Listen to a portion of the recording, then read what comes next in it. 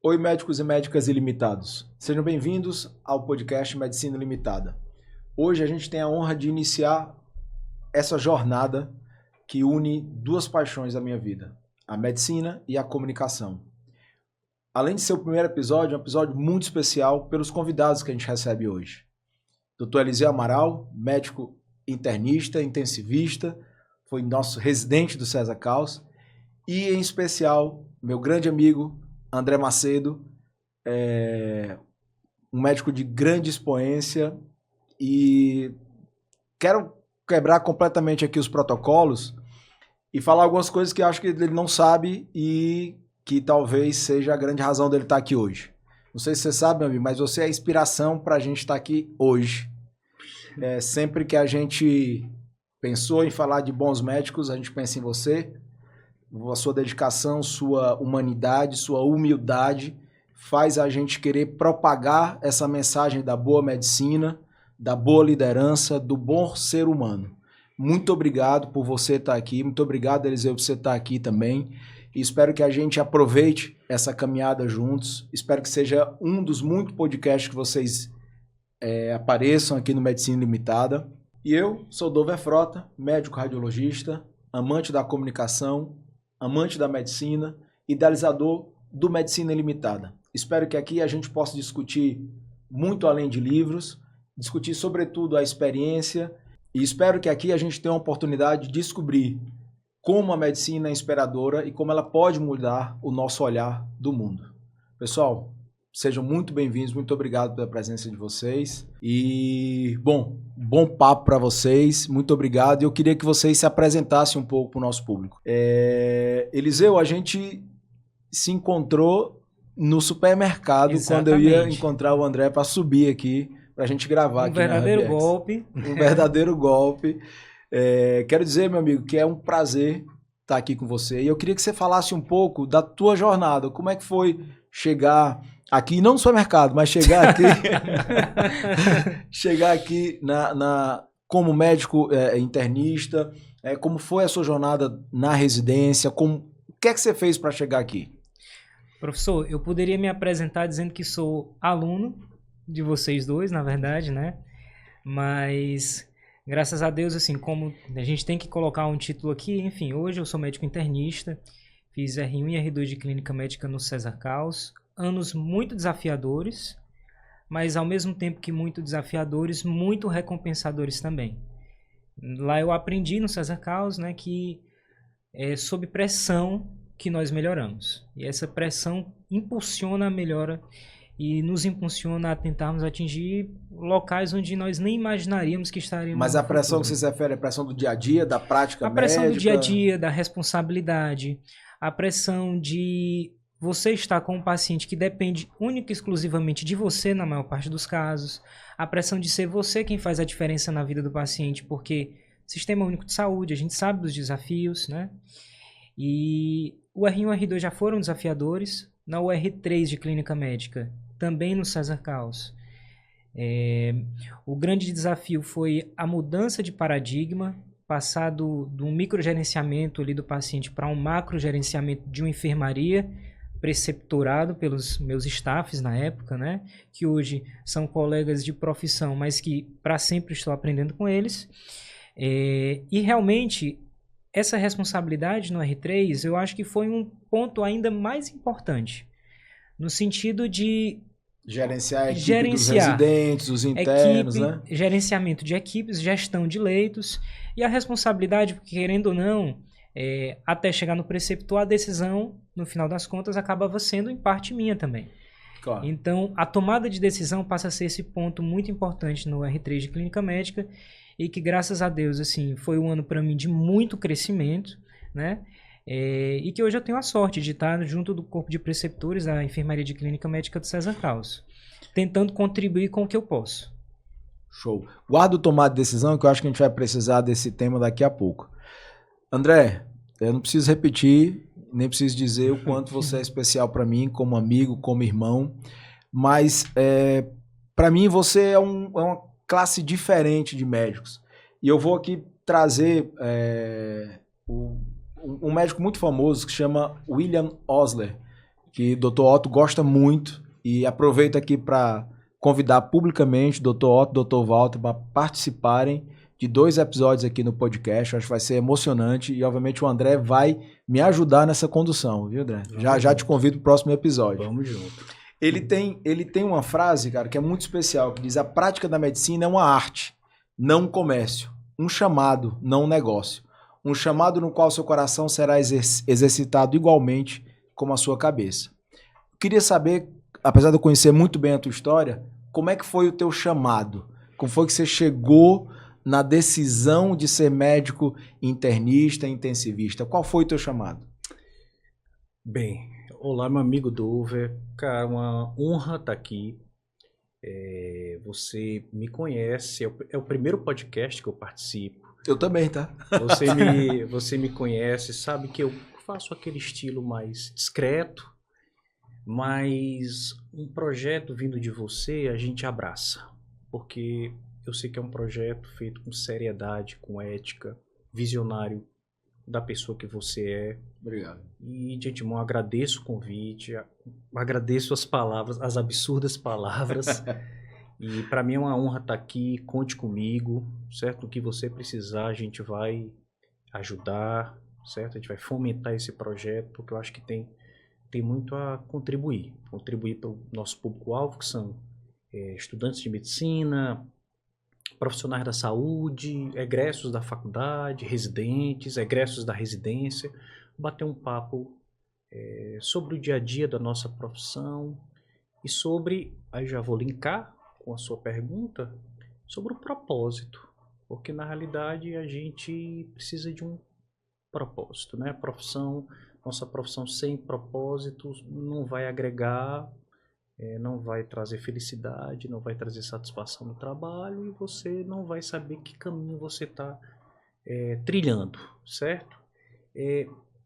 A minha escolha pela medicina, ela foi de certa forma até fortuita, porque lá em casa é mais da turma do direito. Uhum.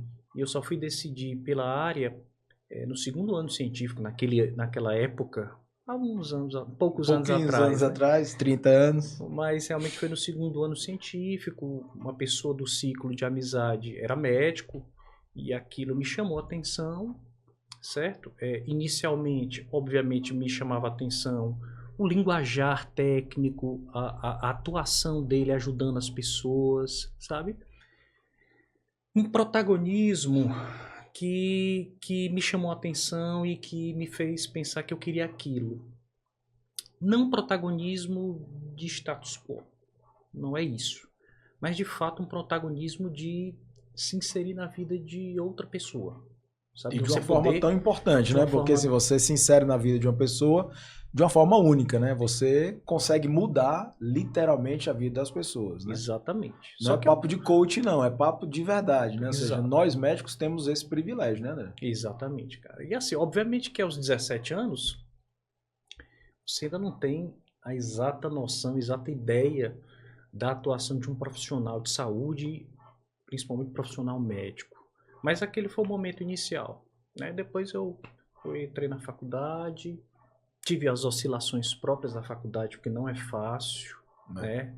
Nem sempre você encontra um ambiente que venha ao encontro dos seus anseios, daquele propósito inicial. Ideal inicial, né? Exatamente. A gente teve problemas na faculdade importantes, que levaram até um debate à época, né, lá na UFC, sobre currículo, sobre saúde mental. Veja só, naquele tempo, né, a gente já falava sobre isso, de né? saúde mental dos estudantes de medicina.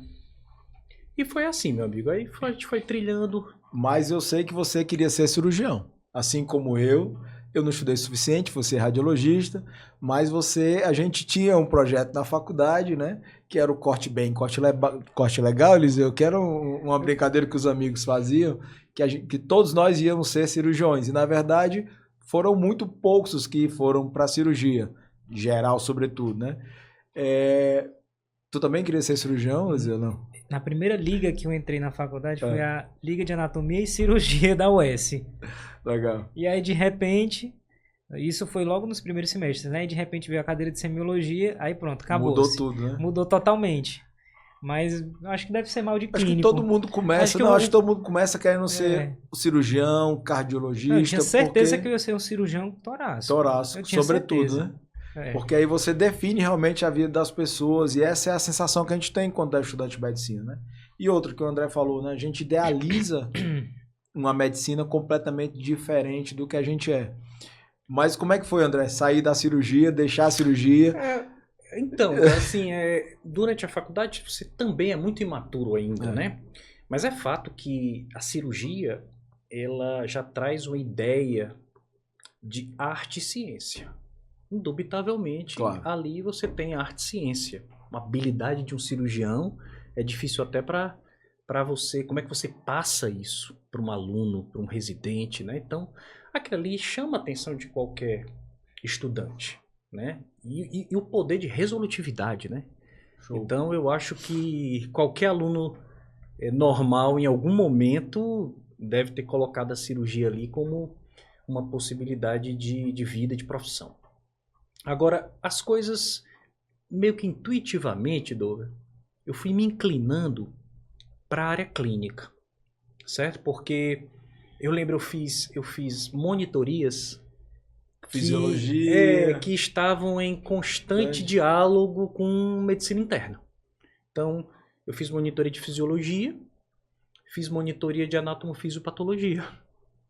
Então, estudei aquele hobbies de cabo a rabo para fazer a prova e gostava já à época de mecanismos de doença e discutia casos com os alunos do semestre, eu como monitor, mostrava as peças. Então, assim, totalmente inclinado mesmo para o que a gente faz hoje de medicina interna, né, de fazer diagnóstico, de interpretar os pacientes através de mecanismo de doença, que é o que hoje se chama de endotipar, né? Dentro do processo de medicina de precisão, a gente endotipar os pacientes. Então, isso foi me mostrando. Agora, de fato, o momento crucial foi o internato.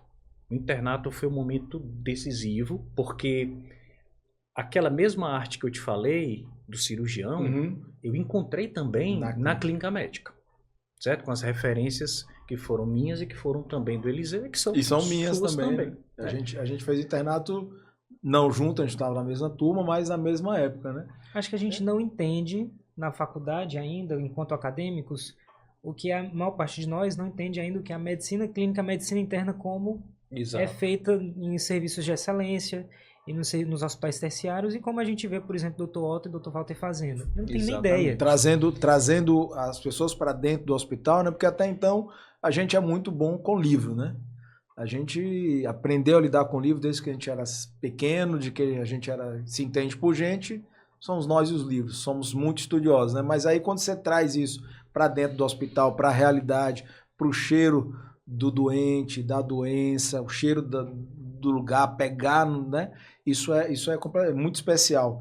E aí mas eu vou pegar o gancho da resolutividade que tu falaste, André, eu vou perguntar para o Eliseu o seguinte, porque a clínica médica, a medicina interna, a medicina intensivista, ela é a medicina... O cara acho que é vocacionado para complexidade, né? Então, ele tem que ser um cara que gosta de desafio e que consegue ver o paciente como um todo, né? Então, assim, como é que você conseguiu, né? Como é que você, já nesse começo, né? E depois a gente vai usar um pouco da experiência do André. Como é que você lida com isso? Com a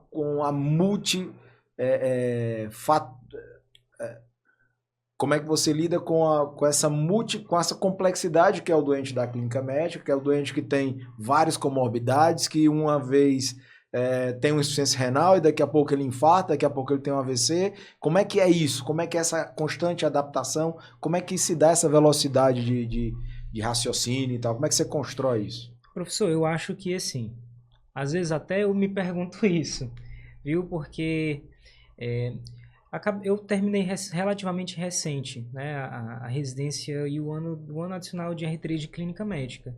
E por muita felicidade, eu estou num hospital onde se compartilham muito as condutas. Então, eu tenho pessoas com mais experiência para compartilhar essas dúvidas. Acaba que nós nos habituamos, né, a lidar com um paciente de múltiplas comorbidades e isso se torna o nosso dia a dia. Então, esse desafio constante meio que se torna o seu dia a dia, meio que se torna realmente o que você está habituado a fazer, né? Mas, de fato, é muito difícil, assim, pelo menos no começo, é um grande desafio. Ainda bem que a residência é esse ambiente onde você treina justamente para isso, né? E eu lido com isso muito compartilhando. Tem o Dr. André, tem o Dr. Otto, o Dr. Walter, o Dr. Orivaldo, uma série de profissionais que estão lá à disposição para a gente poder compartilhar essas dúvidas. Mas realmente assim, nós não entendemos o que é ser um médico internista no começo da faculdade, quando nós somos acadêmicos. A gente não tem... Não. Porque a gente pensa na ultra especialização, né? E é assim que hoje a gente tem pensado, né? Como o conhecimento é tão vasto, você se ultra especializa para poder dominar aquele conhecimento. Vocês vão na contramão de tudo, né? De toda essa ultra especialização. Ou melhor, vocês são ultra especializados ou tentam se ultra especializar nisso. Eu vou deixar isso aqui para daqui a pouco, André, porque eu quero pegar o link do que o Eliseu falou. O que é que você, como preceptor, como formador de médicos internistas, intensivistas, que habilidades você quer que o Eliseu tenha, ou que você vê no Eliseu, ou nos seus residentes? Quais são as habilidades que você consegue destacar para que a gente seja um bom médico internista? O que é que a gente tem que ter para ser um bom médico internista, um bom intensivista? São algumas, né? Algumas várias, né? A gente tenta preencher esses vazios com a formação, mas é bem complexo, né? Um médico completo, e obviamente que eu compro aspas nesse completo, né? Mas um médico, um profissional médico, ele precisa de muitas valências, né? Muitos predicados, porque parte dele é o conhecimento técnico, mas outras habilidades como comunicação, né, como empatia, como saúde mental, equilíbrio emocional, inteligência emocional, uma busca por uma sabedoria no final das contas. Isso é bem complexo, certo? Isso é bem complexo. Agora, a questão da clínica médica, eu vou só voltar um pouquinho. É um encontro, sabe, Douglas? É um encontro. Um médico em formação, buscar a super especialização, né? Sub e super especialização é um caminho normal. A pessoa vai adquirir uma expertise, tem tudo para ganhar ali notoriedade e notório saber numa determinada área, vai se tornar referência. Esse é um mercado natural e eu entendo isso como muito orgânico. Certo. A clínica médica, escolher a medicina interna é algo meio antifisiológico mesmo, mas eu diria para você, Dove, que foi um encontro, cara, porque na hora que eu passei voltando lá ao internato, aquilo ali foi como se fosse um tapa na minha cara, sabe, o nevoeiro saiu, ficou muito claro que é aquilo que eu tinha, tanto que a prova de residência eu só fiz para lá, só para clínica médica, naquele hospital, naquela instituição a qual eu trabalho, e quando eu terminei, eu trabalhei de forma voluntária lá, sem ganhar, só para estar naquele ambiente, sabe, agregando conhecimento e estar com essas pessoas, as pessoas que eu gosto, pessoas que viraram minhas referências, sabe? Então, isso é muito importante. Então, para uma residência de clínica médica, cara, a gente tenta trabalhar várias valências, mas a medicina interna, a clínica médica, ela precisa de muito senso crítico. Ela precisa de muito raciocínio clínico, sabe? Os livros, a informação, hoje, nessa revolução digital, na era digital, nesse mundo digitalizado, buscar um conhecimento, informação, tá na tua mão, tá aqui no celular, né? Agora, você estruturar um raciocínio clínico, sabe? Você simplificar o complicado, sabe? Então isso é muito interessante, sabe? No nosso trabalho de dia a dia de preceptoria, em várias situações, você pega casos clínicos com muitas informações, com muito ruído, sabe? Com muitos dados de exames, de elementos clínicos e de história, dados que podem ajudar, dados que na realidade atrapalham. Então a gente tenta trabalhar no residente essa estruturação mesmo de raciocínio, de construção de um julgamento clínico, de um pensamento clínico coerente, racional, sabe? E que no final das contas seja isso, simplificar o complicado, sabe? Porque é complicado, inclusive, para vocês, porque o médico internista, ele é um maestro, né? Ele coordena, inclusive, expectativas da família, do doente, com várias opiniões, porque hoje nós lidamos com a multidisciplinaridade, né? Sim. Então você coordena uma equipe que vai dar assistência a um paciente e eventualmente você chama um nefrologista, um cardiologista, um cirurgião vascular. E aí eu acho que a habilidade de comunicação, Sim. ela se sobressai, Sim. né? Como é que é, Eliseu? Você sendo tão jovem, como é que você consegue lidar com isso? Porque assim, nós médicos temos muitos egos e os especialistas têm, né, e com toda razão, a gente é bem formado, a gente estudou muito, mas como é que você lida com isso, com essa diferença, sendo tão jovem, tendo já que organizar, né, orquestrar a conduta de um paciente, né, no consultório, no hospital, no UTI? Como é que funciona isso? Essa comunicação tanto com as famílias, né, e fazendo esse meio de campo com as várias opiniões médicas que você vai ter aí. Professor, eu acho assim, soft skills são totalmente necessárias para um médico que está se formando atualmente. É totalmente indispensável. Então, às vezes, os residentes, isso chegam pra gente, né? Eu tô no estudo, não consigo estudar nada, não aprendo nada. Tá lá na residência o tempo todinho, discutindo o tempo todo, mas, segundo eles, não aprendem nada.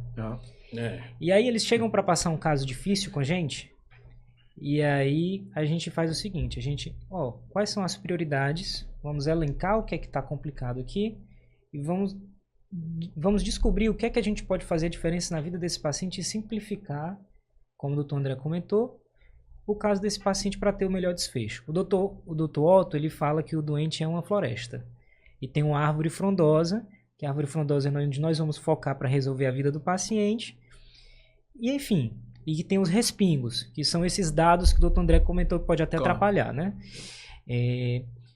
A capacidade de priorizar informações, a capacidade de você saber o que é que importa, o que é que vai fazer diferença, é o que se ganha na residência. Exato. Perfeito. Não adianta. Na prática clínica em si, Exatamente. né? Não adianta você ler um compêndio se você não sabe elencar para o seu doente o que é mais importante. E aí cabe um pouco de humanidade também, de você entender o que é mais importante para o seu paciente, o que é a queixa principal do seu paciente, qual é o anseio daquela família, até onde a gente consegue ir no cuidado desse paciente do ponto de vista global, social. Nós temos uma responsabilidade social por trabalhar no Sistema Único de Saúde também. Então, responsabilidade social e econômica do tudo que a gente gasta dentro do hospital, né? Eu gosto de dizer, Eliseu, na verdade, que assim, nós médicos temos não só o socialismo, mas aqui o nosso trabalho ele tem um impacto nenhuma comunidade, né? Sim, então, quando o médico faz bem o seu trabalho, aquilo impacta em toda a sociedade, toda a vizinhança, em tudo, né? A pandemia deixou isso muito claro. Quando a gente retoma o nosso rol de agente prioritário do mecanismo de saúde, que até então era político, etc., e a gente retoma isso e a gente é consultado, por exemplo. Eu muitas vezes fui no meu condomínio em dúvida, será que a gente pega o vírus indo para a piscina? Como é que a gente mantém esse distanciamento?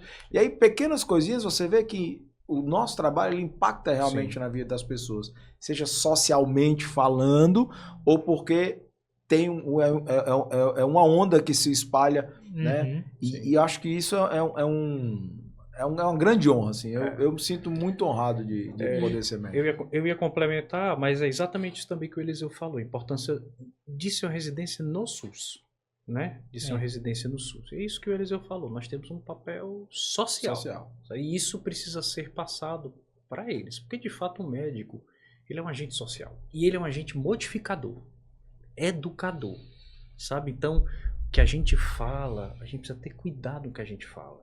Sabe, a gente pode desiludir, como a gente pode iludir também, né?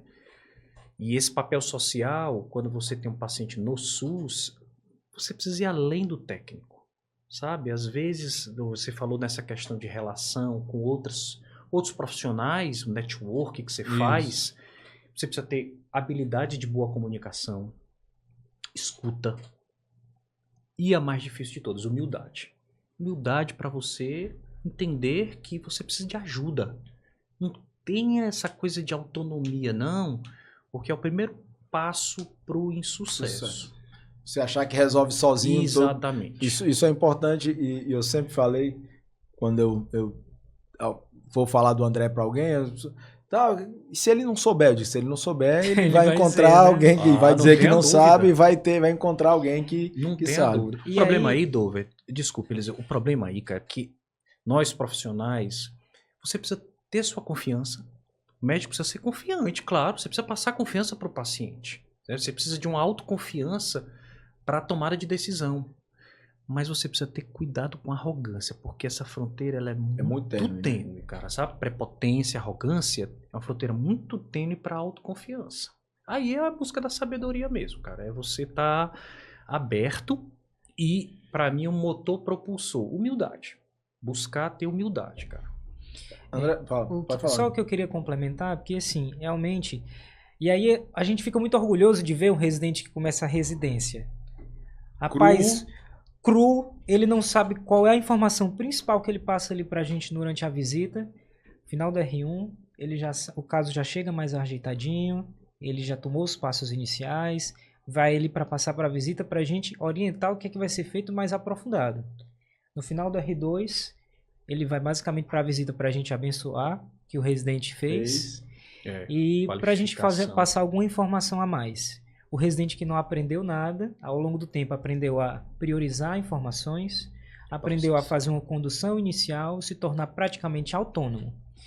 O R3 ele vem para lhe dar um passo além disso, né? Mas o que é que eu acho importante? E que no R3 você assume essa grande característica.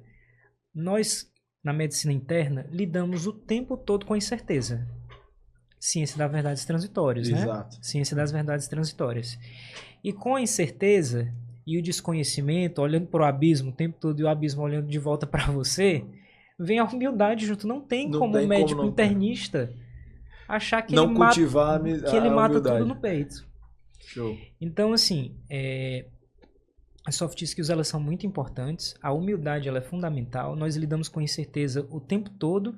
E quando a gente traz isso para a prática, por exemplo, na interlocução com outras pessoas, eu predominantemente tenho interlocução com colegas mais velhos, né? Claro. Eu tenho um cara de muito novo, então precisa ter uma certa soft skill para saber, olha, eu sei do que eu estou falando, é um paciente que eu conheço a história, examinei com cuidado, conversei com a família, considerei o caso desse paciente com paciência, com calma, estudei também para estar discutindo aqui com você, para você passar a informação com confiança, realmente, como o Dr. André comentou, tem que ter confiança e não deixar ali passar uma displicência, passar inexperiência, né? Enfim, as soft skills elas são muito importantes. Eu acho que durante a residência a gente foca muito em aprender a parte técnica claro. E esquece um pouco das soft skills e a gente vê muita situação de conflito dentro da residência por falhas em comunicação. Mas eu acho que você falou aí um passo a passo bem interessante de como seria lidar realmente com vários, não só interlocutores, mas também com agentes de saúde do paciente, né? Mas tu falou de pressão, o André falou várias vezes em saúde mental, né? A gente passou por um momento muito especial, né? A gente teve a oportunidade de falar sobre isso, né?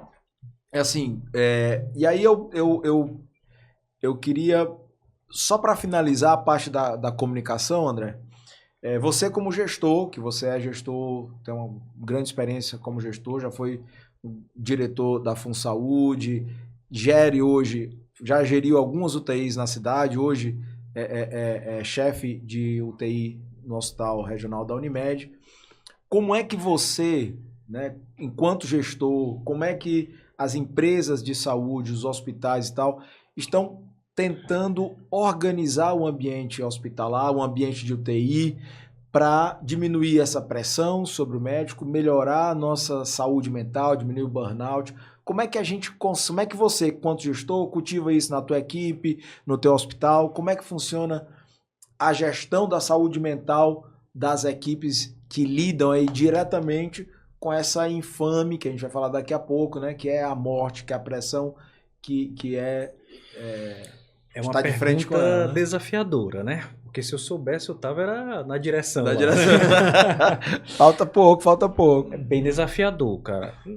Eu não sou de fato um gestor, eu tenho algumas experiências de gestão, como você falou, da diretoria executiva, de coordenação de setor, uma direção, outra lá que eu passei.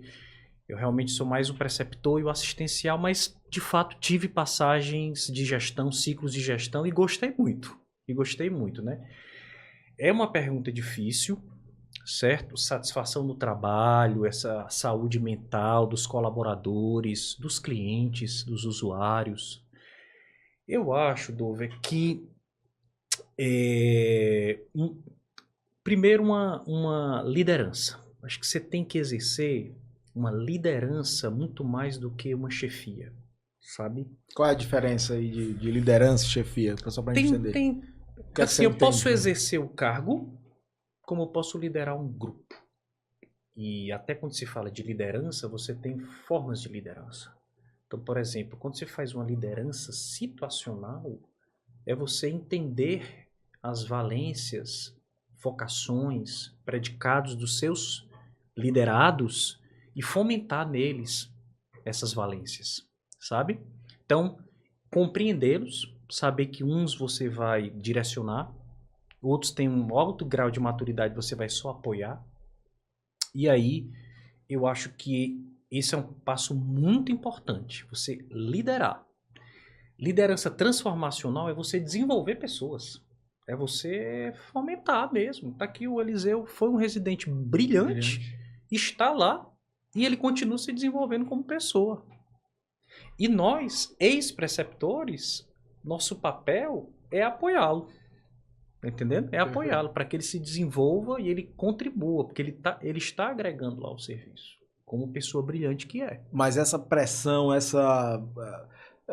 não sei se é, né? Mas hoje a gente vive um clima de insatisfação. Várias pesquisas mostram que 7 em cada 10 médicos, por exemplo, não querem que seus filhos sejam médicos. Esse é outro... Como gestor, só para finalizar eu queria que você trouxesse exatamente isso. Como é que você, além de liderar, de estimular, né, de tornar que aquela instância, que é desafiadora, mas é uma instância de formação, que cada dia o cara vai melhorar, o que é que as organizações conseguem fazer aí para melhorar o ambiente? Eu acho que a gente ainda precisa melhorar nessa questão da liderança, como eu estava te falando, e envolver as pessoas, cara. A gestão precisa envolver as pessoas. Colaborador, os profissionais, muitas vezes eles não são ouvidos, eles não são envolvidos numa gestão compartilhada. E talvez isso seja um elemento dúvida, isso está provado. De inquietude, de insatisfação, né? Isso está provado. Aumento salarial, questão financeira é importante? Sem dúvida. Você ser mal remunerado desestimula. Mas você ser bem remunerado não te estimula. Certo? Aquilo ali, com 2, 3, 4 meses, aquilo ali passou. Aquilo ali já foi incorporado por você. Você precisa de motivação, cara, sabe? E quando a gente fala de gestão, a gente precisa de modelos de gestão compartilhada, cara. Envolver as pessoas. Como é que você quer que ele execute uma coisa que você pensou? Se você sequer sentiu as dores dessa pessoa na ponta. Ele sabe o que está acontecendo lá. Então a gente pega ainda um sistema muito verticalizado, sabe? E aí é que você, ao invés de liderar, você é chefe. Eliseu, como é que, pegando o gancho aí do André, porque o André ia falar algo que eu sei o que ele ia falar, que é sobre a insatisfação, né? Sim. Mas eu quero a tua opinião, né? Do que é que você vê pela frente na medicina? Né? Eu acho que a gente vive todo o tempo tem o seu tempo de desafio, né? Mas a medicina, ela, sobretudo no Brasil, ela mudou muito nos últimos 10 anos. Mudou por N motivos, mudou pela quantidade de médicos, mudou pela formação, que algumas vezes tem sido banalizadas, com escolas que não têm a qualidade de ensino que a gente gostaria que tivesse, né? Então, você, como um jovem médico, nós já estamos aí com mais de 20 anos de carreira. Seminovo. Somos seminovos. Somos seminovos. É o novo com pouco, é o velho com pouco uso, né? Exato. É o velho com pouco uso. Seminovo. Quase novo. Como é que você vê o futuro da medicina? O que é que você vislumbra pela frente? Você, obviamente, tem uma visão mais sesgada, se eu posso dizer, não sei como eu falo isso em português, mas uma visão diferente, porque você tem espelhos diferentes, né? Você tem caras que conseguem te estimular, conseguem te mostrar o melhor que essa vida dentro da medicina tem para entregar. Mas o que é que você verdadeiramente vê para o teu futuro? O que é que você vislumbra lá? Professor, assim, existem duas situações. Existe a situação da ilha e existe a situação macro. A situação macro é a que eu acho que eu não vivencio no meu dia a dia, nem o doutor André, nem o senhor. Que é a situação de inúmeras faculdades de medicina surgindo, pipocando em todo lugar. Não sabemos quem está formando e onde esses alunos aprendem. Eles vão sair, não sabemos até quando vai haver locais de trabalho para todos eles e para onde eles vão. As vagas de residência, elas não têm condições de acompanhar esse crescimento tão rápido. E seria até perigoso se tivesse. Perfeito. Porque quem são esses preceptores da residência, que estão formando residentes, especialistas? A gente tem condição de abrir novas residências nesse mesmo ritmo? Temos pessoas suficientes? Temos complexidade de pacientes suficientes? Nós temos... As residências que já existem, já passam por inúmeros desafios que a gente enfrenta todo dia. Claro. Imagina as novas residências sendo criadas, sabe-se lá Deus em que hospital, exatamente, né? Em que condições. Então, realmente, assim, do ponto de vista macro, essa situação a gente vê com certa preocupação, de fato. Quem serão esses médicos? O que é que nós estamos gerando? Porque do ponto de vista micro, nas ilhas, que é normalmente um ambiente onde nós estamos situados aqui por um privilégio mesmo, claro, hospitais terciários, enfim, estarmos nessa bolha realmente que é um hospital terciário, capital, né? Eu vejo com muitos bons olhos, porque temos uma série de situações acontecendo. Eu vejo que a medicina, a inteligência artificial talvez venha. Estava até comentando aqui com o doutor André, para humanizar o cuidado. Perfeito. No consultório. Perfeito. Em vez de você digitar inteligência artificial faz tudo por você e você está escuta, conversando resume com o seu paciente. O seu prontuário, fantástico. Sua consulta de 1 hora, que passava 20, 30 minutos. A gente passa por volta disso aí. Anotando fazendo anamnese, anotando. Com o computador na frente do paciente. Perfeito. Vai ficar 1 hora dedicada ao paciente.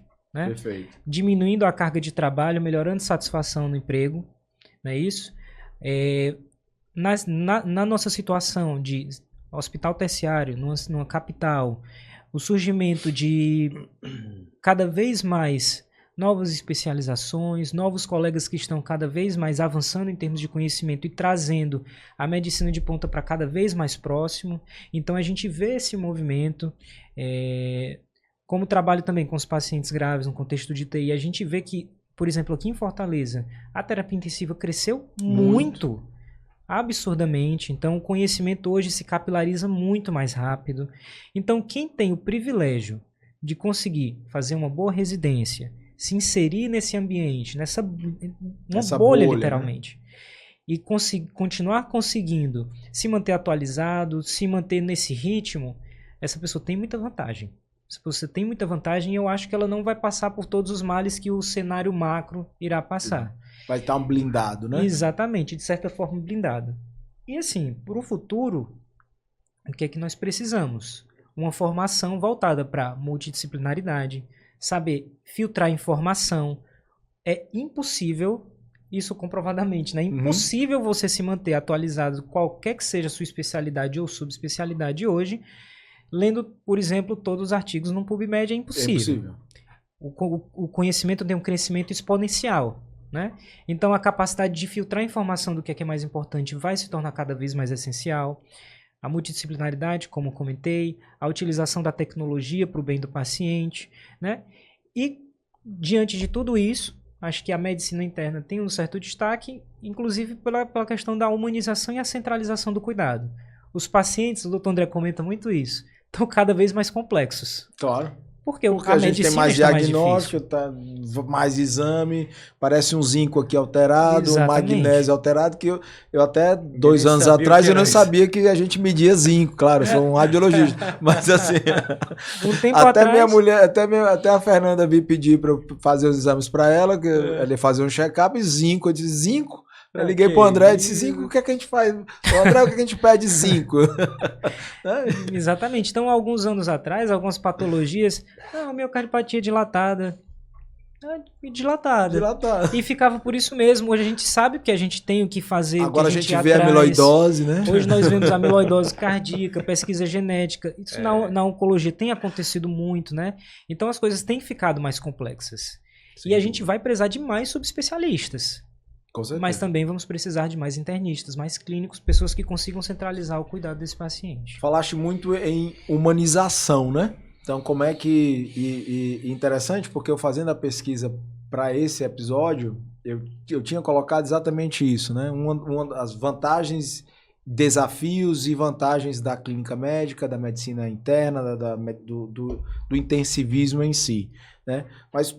puxando aí o gancho que a inteligência artificial vai ajudar a gente a dar prioridade ao que nós realmente esperamos que ela nós esperamos, ajude, né? A dar prioridade exatamente ao que tem prioridade. O tratamento humanizado é um desafio, né? Graças a Deus, poucas vezes eu estive como paciente no hospital, mas uma das coisas que você tende a perder é o seu nome, né? Que a gente tem que fazer esse exercício, né? Então, como é que a gente consegue cultivar, André? Isso no ambiente de UTI, com um ambiente estressante. Um dia a gente conversando, você me disse que uma das grandes complicações de um paciente na UTI é a desorientação. E esse paciente... O delírio, né? O delírio, esse paciente tende a entrar em depressão até por isso, né? Então, como é que a gente torna esse ambiente, que é um ambiente talvez o mais desafiador dentro do ambiente hospitalar, dentro da organização de saúde, como é que a gente torna esse tratamento, essa instância mais humanizada? Como é que a gente faz isso? E já vou pedir para você, se você não quiser falar isso de forma didática, que eu acho que você tem capacidade de fazer e sabe fazer e vai fazer, mas embora que você faça, conta uma situação onde isso realmente ficou estampado, claro, e que você, como condutor, né, daquele paciente, daquele caso, você conseguiu trazer para dentro da UTI um ambiente mais humanizado. Cara, assim, a humanização ela passa muito por essas soft skills que o Eliseu se referiu, certo? Mas somos humanos. A gente tem dia bom, a gente tem dia ruim. Apesar de existirem técnicas de comunicação, né, no final das contas é uma relação interpessoal, né? E repetindo, somos humanos. E já te interrompo, porque isso é extremamente... Como é que a gente consegue manter... Eu já me peguei chorando com vários pacientes, de verdade, no consultório, porque você sabe, eu faço consultório de radiologia. Sim. Então, em alguns momentos foi desafiador para mim dar uma má notícia de um câncer, de um reto que não dava para operar, pelo meu estadiamento. Sim. Então, depois de você falar, como é que você consegue ser ao mesmo tempo empático, tentar separar o... Acho que eu perguntei na hora errada, né? Mas assim, seria o próximo tópico, tá? Mas que eu me empolguei, desculpa. Como é que você... volta, né? Mas assim, depois de falar sobre a humanização, como é que o André separa o coração do André da cabeça do André? Eu acho impossível isso, né? Mas você é um profissional. Acima de tudo, Douglas, você é um profissional. Então, a habilidade em si de comunicação é uma vocação também que a pessoa tem. Tem gente que tem mais facilidade, tem gente que tem mais dificuldade. Eu acho que você, primeiro, tem que estar com o seu propósito claro. Para ser um profissional da área da saúde, independente de ser médico, enfim, você tem que gostar de gente. Perfeito. Sabe? E o exercício da empatia, cara. Porque justamente naqueles dias ruins, que você não está naquele melhor da socialização, da paciência. A empatia te traz para a necessidade de você colocar o familiar, o paciente, acima da sua demanda do dia, ou, né, de um dia não bom que você esteja. Então a gente tem que realmente exercitar a empatia. Agora, o nosso dia a dia é muito corrido. O tempo mudou, cara. O tempo mudou. Einstein sabia das coisas, né? O tempo é relativo e realmente está mais rápido, né? Parece. Exato. Então, você, salvo engano, você perguntou especificamente da UTI, porque realmente é uma unidade crítica. Que a gente lida com o doente crítico, com a morte, e com a angústia, com o desespero. Desumanização do indivíduo, né? Às vezes é isso. Muito do desespero, porque a angústia de ter um ente querido ali, ela é natural. Ela é um processo normal da vida de ver um ente em risco de morte, certo? Isso aí é natural, é fisiológico. Agora, o desespero é que é ruim. E muitas vezes o desespero, ele é fruto da desinformação. Perfeito. Então, é o ato de comunicar. Agora, isso é bonito falando. Na prática, não é tão simples assim. Por quê? Porque existem esses desafios próprios da vida moderna. Então, a gente falta tempo para tudo. Falta tempo. Agora, especificamente no âmbito da UTI, isso é um mantra, tá? Procure não culpar pessoas. Procure analisar processo. Como eu posso humanizar e melhorar a comunicação dos meus profissionais com os familiares e com os pacientes. Tu tá entendendo? Porque tem, cara. Tem estratégia. Claro. Você pode ter um diarista ou um plantonista que tenha habilidade de comunicação melhor ou pior, mas você tem como melhorar esse tipo de comunicação através de processo. Entendeu? Obviamente que a gente pode detalhar ou não alguma coisa nesse sentido, mas eu acredito muito na questão dos processos. Por exemplo, a gente tem discutido na UTI aqui da cidade a qual eu trabalho a questão da comunicação, de satisfação do usuário e dos familiares, certo? E é um desafio, cara. Claro. É um desafio. Se você colocar um paciente ou um familiar aqui na minha frente, eu vou conversar e gosto de fazer isso com o paciente. Mas no dia a dia, será que eu estou fazendo o ideal? E aí, discutindo com o meu gestor, com o meu coordenador, a gente tem discutido como ajustar isso. Essa comunicação em comunicação, si, né? Será que um horário protegido, você ter um ambiente de acolhimento ideal, sabe? Você preparar esse ambiente, preparar o familiar. Horário protegido, um horário marcado. Na semana visita... eu tenho um horário X que eu vou me reunir com a família que está mais angustiada, do doente mais complexo. Entendi. Aí eu paro, sento longe da UTI, longe de interrupções, de interferências, do ambiente hostil. Do coloco bip, exatamente, coloco na sala ideal para acolhida. Ao lado de profissionais que vão me auxiliar nesse processo como uma psicóloga, num SUS da vida, o serviço social, tá entendendo? Então, isso ajuda. E aí isso pode fomentar a minha comunicação. Isso pode desenvolver e melhorar a minha comunicação. Tira o medo do cara que não tem aquela habilidade nata e inata de... E você coloca na sua rotina isso, tu tá entendendo, velho? Porque a gente pode ter até uma boa comunicação, até uma boa habilidade, mas isso precisa entrar na tua semana padrão. Isso precisa se tornar rotineiro. Porque dependendo do âmbito, isso pode ser mais fácil ou mais difícil. Quer ver um exemplo? Consultório. O consultório é naturalíssimo. Ele te procurou, ele está totalmente consciente, ali você... É bem mais fisiológico, bem mais simples. Claro, o paciente ele tem autonomia. Ele pode sair e nunca mais voltar no seu consultório, né? O doente da UTI não tem autonomia para isso, né? Mas, por outro lado, cara, assim, é um ambiente extremamente estressor, né? Crítico, e que você tem múltiplas variáveis para estar pensando. Cara, às vezes é como se você tivesse, pega um doente desse, num cockpit de um avião com tudo apitando, sabe? E às vezes você perdendo um paciente, é como um cockpit de um avião que está saindo ali, está instabilizando, tudo está alarmando. Você não sabe que botão apertar e ainda tem que comunicar isso para a família, ainda tem que comunicar isso para o... Exatamente. Então, assim, o burnout dos profissionais de saúde, como, por exemplo, um ambiente crítico desse, é uma realidade, cara. Sabe? Então, A cobrança, ela é necessária. Nós precisamos melhorar a comunicação. Um profissional, ele tem que melhorar. Mas o gestor, aí eu falo, como gestor, precisa enxergar isso, certo? E... Dar mecanismos, dar... Exato. O gestor tem como ajudar a gente a melhorar isso. Eu Bom, falo de coração, sinceramente, mas eu sei que eu, particularmente, tenho como melhorar a minha comunicação, sabe? Mas como gestor, eu também penso que a gente pode andar de mãos dadas aí nesse processo de melhoria, como um processo de melhoria, sabe? E quando foi, agora a segunda pergunta, quando é que foi que o coração do André Cara, se desvencilhou? Conta aí um caos. O internista e o intensivista, né, o internista, ele tem como foco principal o diagnóstico, estabelecer um tratamento, né, obviamente que nessa relação médico-paciente, claro, óbvio. O intensivista, ele é o suporte, né, então ele tá ali muito atrás de salvar o doente, salvar a vida daquele doente. Mas infelizmente não é essa a realidade. É uma unidade que você tem muitas perdas, né? E cada vez mais a população envelhecendo, cada vez mais a população com comorbidade, com múltiplas variáveis. Cara, os pacientes estão muito complexos. Os doentes estão muito complexos. Então, nesse cenário, que em tese é um cenário desafiador por natureza, que a gente vai lidar muito com morte, cara, não tem como você não ter empatia.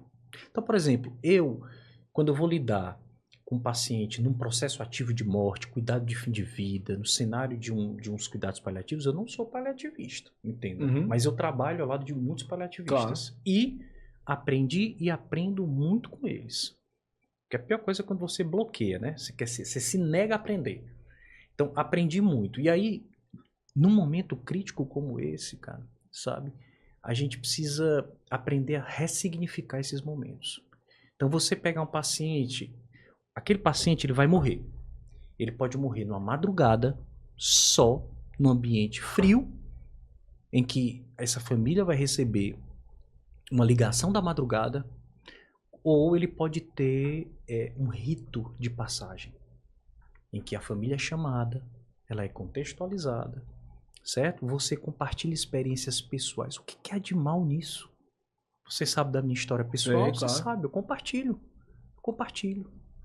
Sabe, eu compartilho dos momentos que eu tive, por exemplo, com minha mãe, com meu pai, o rito que eu fiz de passagem para eles, e que isso ressignificou aquele momento. Aquele momento ele se transformou daquele momento frio, sofrimento, para um momento que você guarda, foi um momento de despedida. Eu proporcionei um rito de passagem para meu pai, para minha mãe, para o meu ente querido. Então isso tem que ter empatia, cara. E no momento crítico, talvez esse seja o mais crítico de todos, como você falou, né? Eu coloquei meu coração falando mais alto do que o meu técnico, do que o meu mental, tá entendendo? Que seria o instinto natural, seria eu vou salvar, eu vou entubar, vou reentubar, vou... ou então você dá informação fria, dá informação fria e deixa a coisa evoluir naturalmente, sabe? Não, você chama, diz, olha, vai acontecer, assim, assado, né? Vai acontecer, se despeçam, chame os filhos, a gente deixa vocês aqui em visita estendida, certo? Dirija a seu ente palavras de amor, porque isso é ressignificar o momento, sabe? Esse é o momento em que seu coração fala mais alto, cara. Não tem como você estar tratando com tecnicismo um momento desse. Assistindo o The Physician, né? Aquele um filme lá antigo, 2013, aí eu não sabia que aquele senhor, aquele médico, ele existiu, né? Ibn Sina, que é considerado o pai da medicina, de certa forma, né? E aí ele fala uma frase que é muito interessante: a morte não é nossa inimiga. Né? Então, aí, Eliseu, como é que você lida com isso? Como é que você lida hoje, ver a diferença, o limite que há entre cuidar, né, o cuidado médico que vai trazer benefício para o paciente, ou prolongar o sofrimento? Porque às vezes é isso que você está fazendo, né? Então, como é que você lida com a morte quando, de novo, né, ela não é nossa inimiga, mas como é que você lida com ela quando... Qual é esse limite de definir entre... aqui esse cuidado vai surtir efeito ou não? a partir de agora eu vou estar causando mais mal do que bem? Professor, é uma pergunta bem desafiadora, porque como o doutor André comentou, os pacientes estão ficando cada vez mais complexos. E aumenta cada vez mais a nossa capacidade de sustentar a vida. Perfeito. Aumenta tanto que passa a entrar numa zona cinzenta, muitas vezes o paciente, principalmente o crítico que está na UTI, entrar numa zona cinzenta do que é proporcional em termos de cuidados. Esse termo é muito utilizado, a proporcionalidade do cuidado. Né? Perfeito. Proporcionalidade do cuidado. Nós considerarmos, ao longo do internamento daquele paciente, até que ponto nós vamos fornecer para aquele doente uma vida pós-hospital. Hoje se fala muito em cuidados pós-UTI, porque nós percebemos que é uma verdadeira síndrome. É uma verdadeira patologia. A síndrome do pós-internamento na unidade crítica. São pacientes que têm perda funcional, transtornos musculares, transtornos neuromusculares, transtornos psiquiátricos graves, por meses ou anos após o internamento, alguns nunca conseguindo retornar ao seu estado basal ou a ter uma qualidade de vida. E aí, quando a gente fala na individualidade do paciente, um paciente, por exemplo, que é jovem, que ele tem, por exemplo, reserva suficiente, ele passa meses para se recuperar, mas recupera. E consegue ficar com a família, consegue ficar com seus filhos, consegue ficar com seus pais, consegue usufruir da vida ainda, talvez consiga voltar a trabalhar, se sentir útil para a sociedade também, que a satisfação do paciente é muito importante.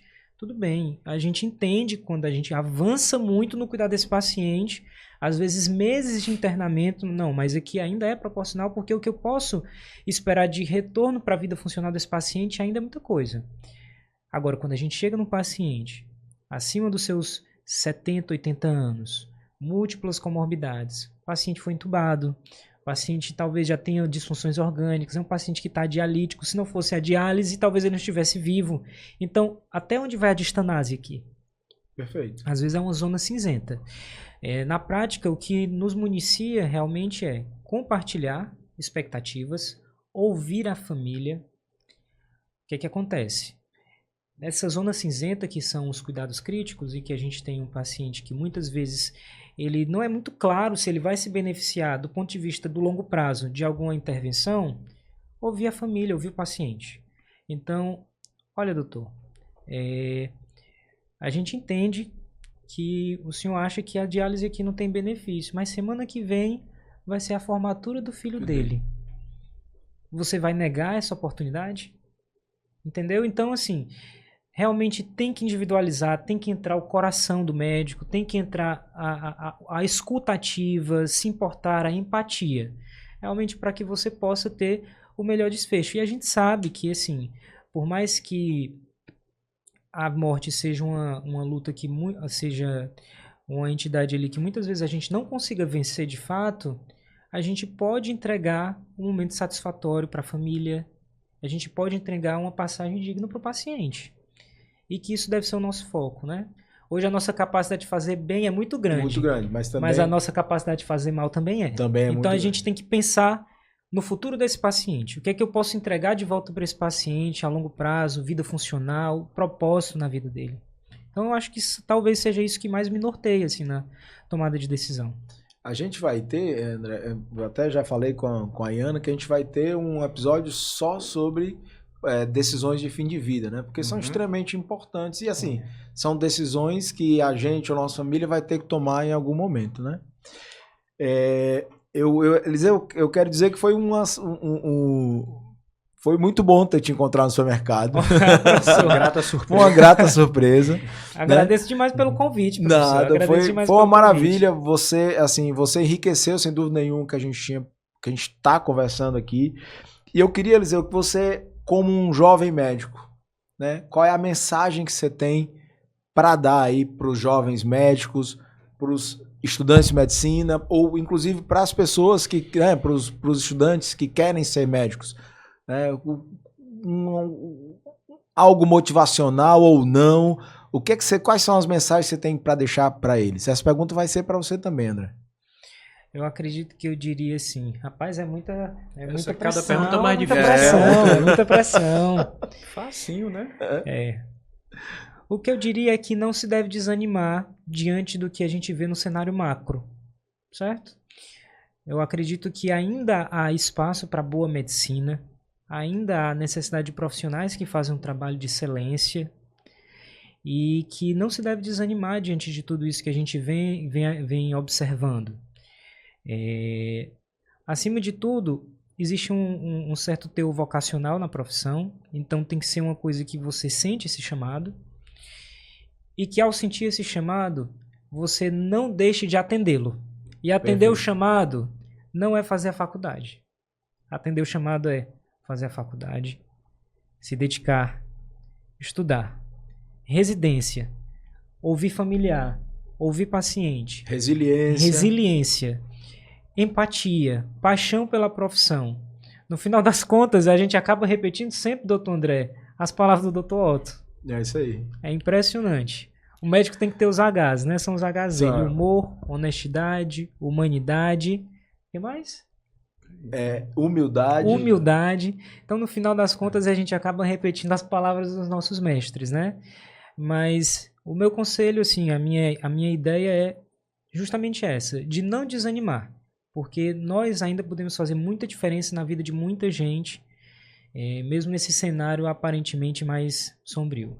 Porque o chamado é interessante, o chamado ele separa, né, as coisas, né? Ou seja, hoje você tem muita gente, eu quero ser médico porque você vai ter um poder aquisitivo diferenciado, você vai poder fazer isso, aquilo, outro, mas isso não é o chamado, né? Não Às vezes isso perde completamente a importância. Ou seja, porque você chegou lá mais rápido que você imaginava, ou porque aquilo não era o verdadeiro propósito que você tinha, né? Então, um dia eu fui dar uma palestra para os alunos de ensino médio, né?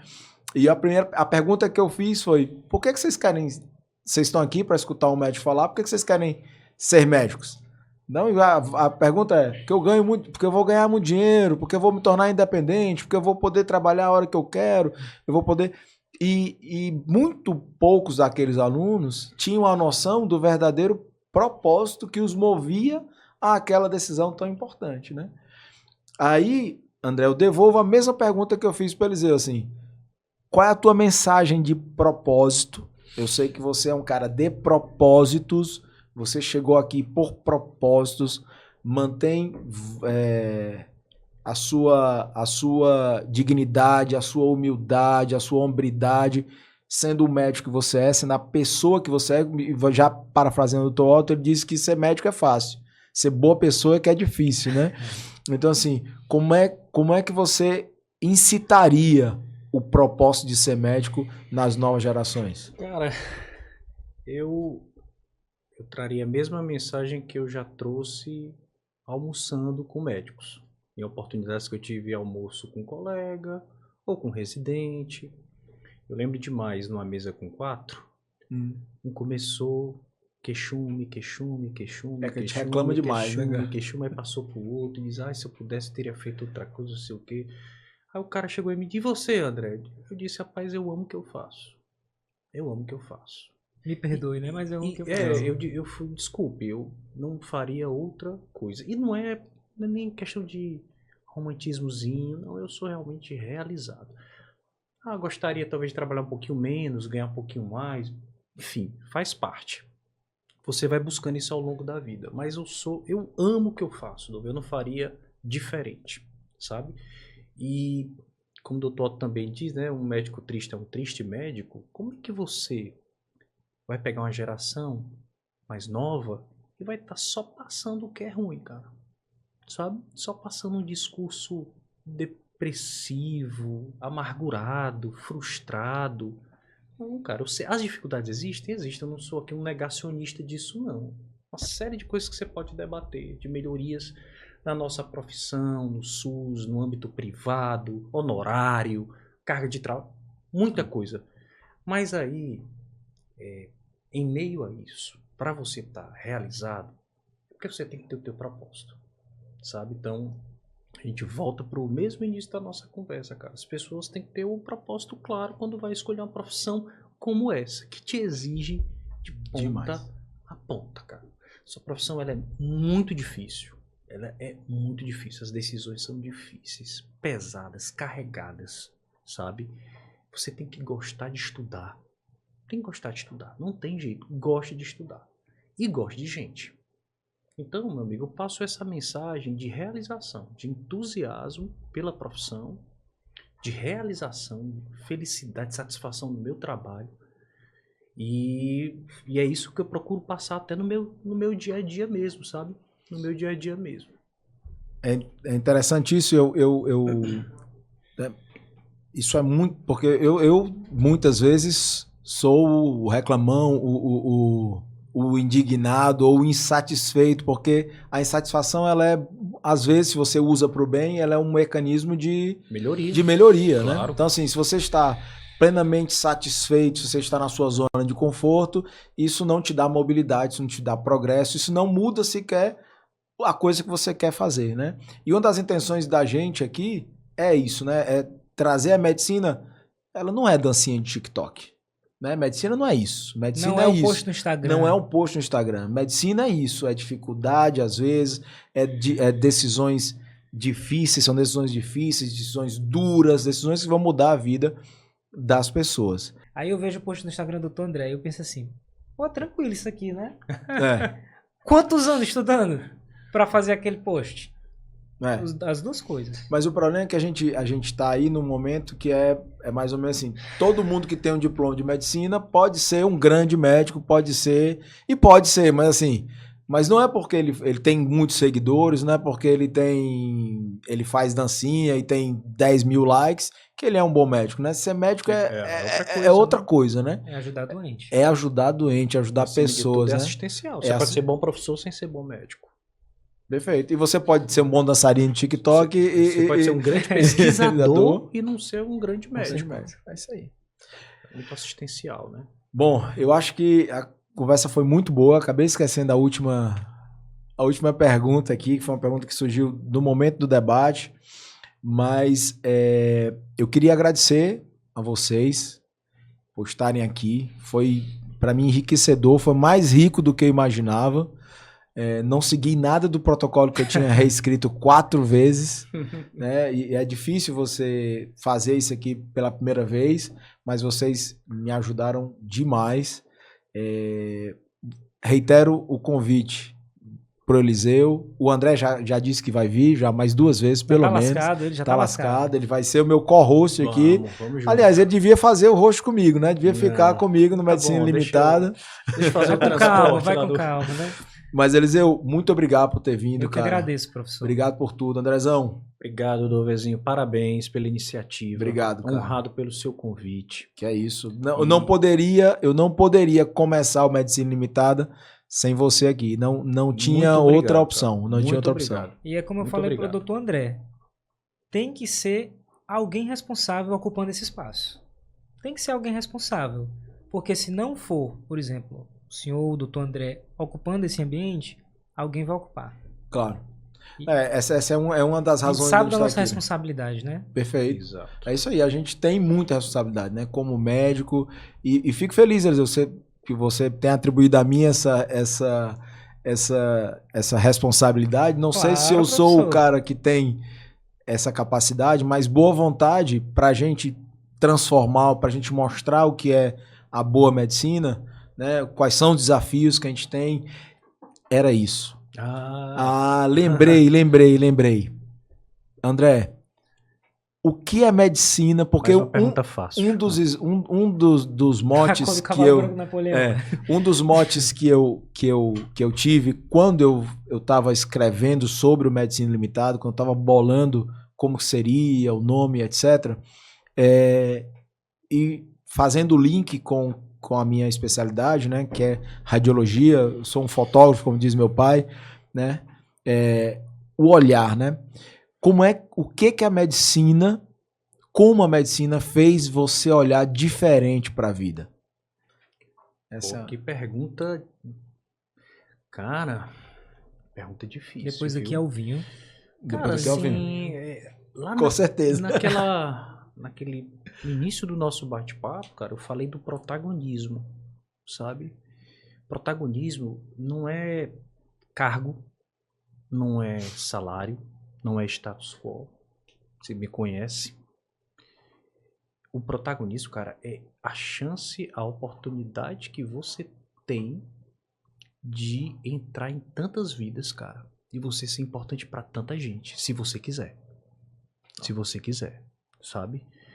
Então, assim, eu encaro com muita humildade, não tem essa de, missionário, eu fui escolhido. Não, eu sou um profissional, escolhi esse campo, sou realizado e tenho a oportunidade de assumir esse bom protagonismo, sabe?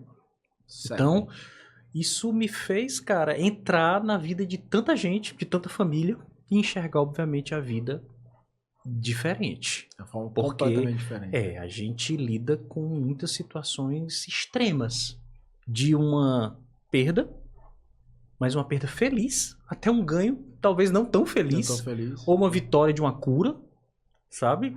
Cara, é uma montanha-russa de emoções nossa profissão. E aí, mentalmente, você tem que estar muito equilibrado. Seja buscando sua terapia, sua filosofia, sua rede de propósito. apoio, sua família, minha esposa, meus filhos, o que meus pais me passaram em termos de valores, sabe? Mas a medicina é, como o Dr. Walter gosta de dizer, né? No teatro da vida, cara, você tá na primeira fila.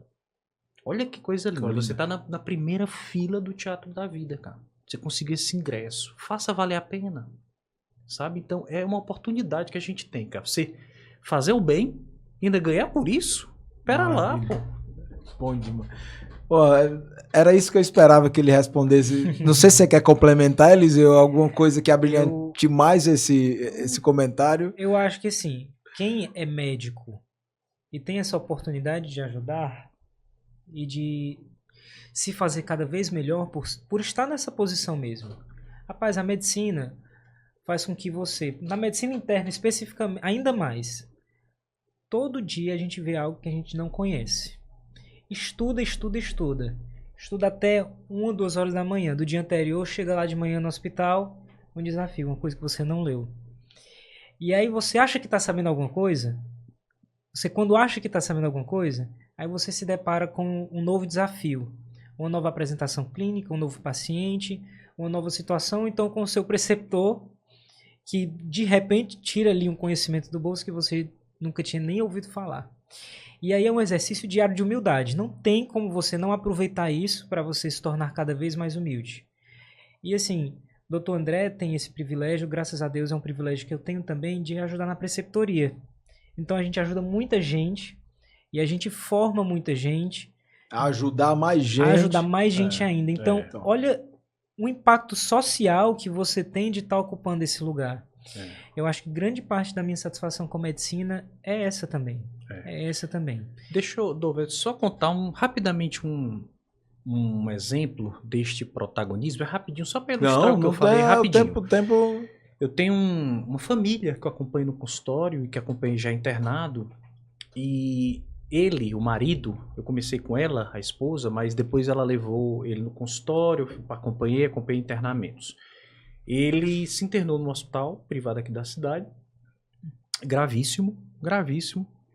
E eu fui vê-lo durante o dia, coisa degringolando, piorando, e passei para a família de que a gente estava tentando, mas ele estava muito grave, com risco de desfecho ruim. Quando foi à noite, ele faleceu. E o plantonista me comunicou, certo? E tinha sido o primeiro dia do internamento. Então não houve sequer um tempo hábil de elaborar, apesar da família estar ciente da complexidade, que era um doente com doença crônica. Mas enfim, foi uma coisa muito assodada ali, sabe? Muito acelerada, sabe, Douglas? Aí eu tive a seguinte iniciativa. Eu disse, não dê a notícia. Isso era coisa de 2 horas da manhã. Eu disse, não dê a notícia. Eu vou para eu pessoalmente dar a notícia para essa família, porque é uma família que eu quero muito bem, que eu tenho forte ligação, que eu criei e construí isso com o consultório, com essa família especificamente. Eu vou para aí. Aí eu fui na madrugada, cara. Eles não sabiam que ele tinha falecido, sabe? Aí eu cheguei, dei a notícia, e um dos filhos, eu tinha receio que ele se desesperasse e que dissesse doutor, o senhor não disse que estava fazendo as coisas, enfim, que tivesse uma reação ali Negativa desproporcional, negativa e que fosse até rude comigo. Mas eu fui, certo? E como são as coisas, cara? Eles me abraçaram. Ele, o filho, um jeitão até mais incisivo assim, ele olhou pra mim e disse assim, doutor, o senhor é o cara. Pô, velho. Eu tô dando a notícia Da morte do pai. dele, cara. Você acha que eu não assumi protagonismo para aquela família? Tu tá entendendo? Então, a chance que nós temos, a oportunidade que nós temos, tente fazer. Não é romantismozinho não, Não, mas dá pra fazer, cara. Dá pra fazer. É na prática, é isso mesmo, é isso mesmo. Essa é a Tem um ideia. sofrimento Como é que você não desse. se transforma com essa história? Eu me transformo há 30 anos Se sendo amigo você desse não, cara. se uma história como essa, um evento como esse, não é capaz de você voltar pra casa 4 horas da manhã, 3, 4 horas da manhã, aí você vai lá tentar descansar antes do dia seguinte, com a nova reflexão. Se você não reflete sobre isso que aconteceu, quem é que é você? Então, é uma oportunidade, assim, a prática da medicina assistencial diretamente cara, com o doente é uma oportunidade de, assim, Família, até hoje eu acompanho eles no Massa. consultório, muita relação direta. Eu acho a oportunidade pra gente que teve aqui, né? De terminar com essa mensagem, com esse exemplo. excelente. Muito obrigado. É a terceira vez que eu me despeço, mas o papo é tão bom que a gente volta para a conversa. Mas Excelente. aproveito para convidar a todos para curtir o canal, se inscrever. Não sei qual é a sequência exatamente, é a primeira vez que eu faço isso, Ativar mas o sininho. ativar o sininho, curtir o canal E e se inscrever e compartilhar com os amigos. Isso, hein? É, bom não nisso, sou não, amigos. não sou não, tô aprendendo. Pessoal, muito obrigado. E até o próximo Medicina Limitada. Fiquem com Deus. Beijo. Valeu, galera. Obrigado, professor. Dovezão. Obrigado.